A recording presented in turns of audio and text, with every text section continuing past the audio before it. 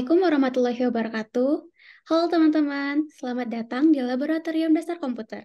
Dalam video ini, kami akan membantu teman-teman semua dalam memahami materi perulangan pada bahasa C.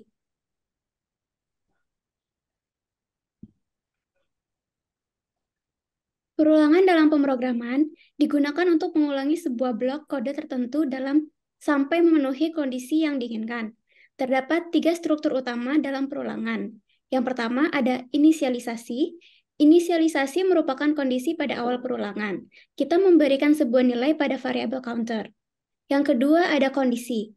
Kondisi merupakan perbandingan yang harus dipenuhi agar perulangan berjalan. Dalam kondisi ini terpenuhi, maka compiler akan terus melakukan perulangan sehingga kondisi tidak terpenuhi. Yang ketiga, update statement. Update statement merupakan bagian untuk memproses variabel counter agar bisa memenuhi kondisi akhir perulangan.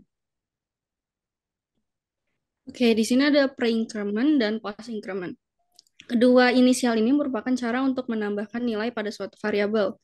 Yang pertama ada post-increment, mengembalikan nilai ke nilai yang belum mengalami operasi penambahan atau nilai di-outputkan terlebih dahulu, kemudian ditambahkan. Lalu untuk pre-increment, mengembalikan nilai ke nilai yang telah mengalami operasi penambahan atau nilai ditambahkan terlebih dahulu, kemudian di-outputkan. Perbedaan dari keduanya akan terlihat berbeda ketika menggunakan perintah output seperti contoh berikut. Di sini ada contoh pemrogramannya.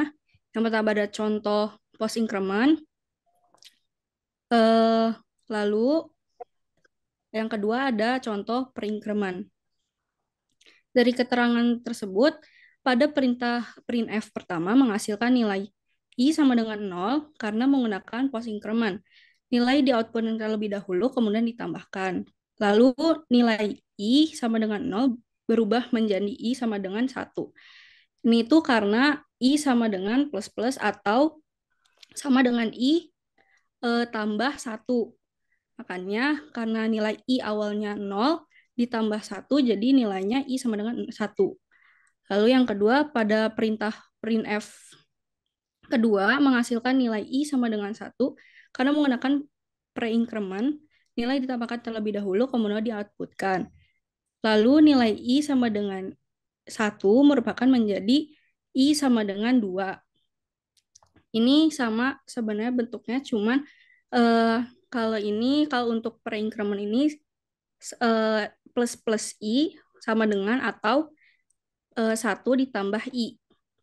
Karena tadi nilai i-nya 1, makanya berubah jadi i sama dengan 2. Lalu untuk ada catatan, sebaliknya jika menggunakan untuk mengurangi nilai pada suatu variabel, maka disebut decrement. Contohnya, i minus minus atau i eh, dikurang 1 atau minus minus i atau 1 dikurang i. Oke, selanjutnya di sini ada while loop. Jadi pada metode ini aksi akan dilakukan selama kondisi bernilai true dan akan berhenti jika kondisi bernilai false. Pada perulangan ini jumlah perulangan belum diketahui secara pasti. Jadi di sini ada contoh source code-nya. Untuk deklarasinya itu while, habis itu ada kondisi dalam kurung kondisi, terus habis itu aksi.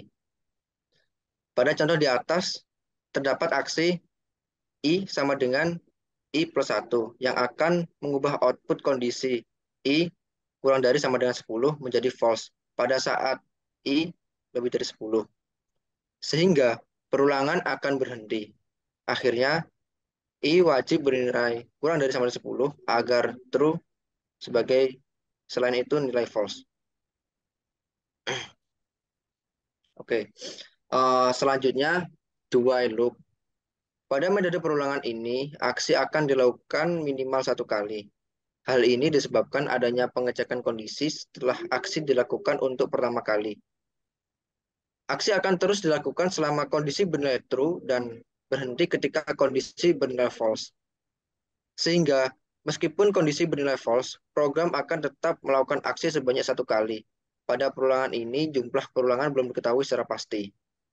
Jadi ini adalah contoh source code dari while loop.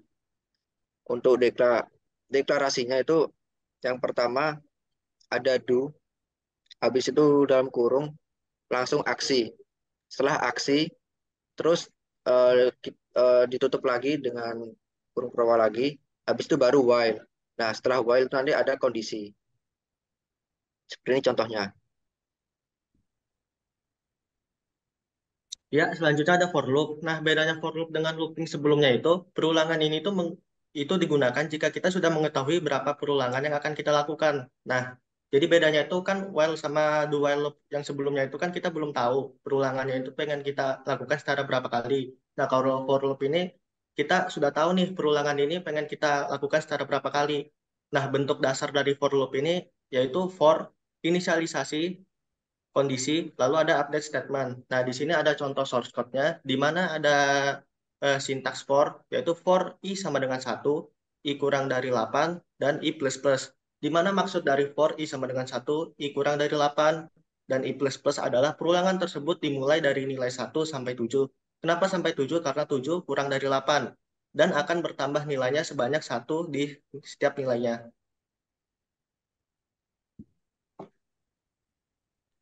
Nah, lalu ada perintah kontrol. Perintah kontrol digunakan pada perulangan untuk mengubah hasil eksekusi perulangan dari keadaan normalnya. Ada dua perintah kontrol yang kita pelajari dalam modul ini, yaitu break dan continue.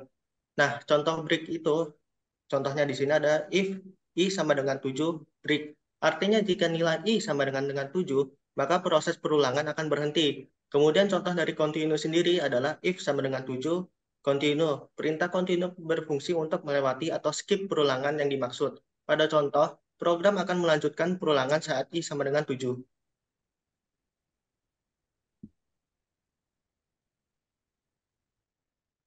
Baik, sekian dari kami. Semoga video ini dapat membantu teman-teman untuk memahami materi perulangan dalam bahasa C.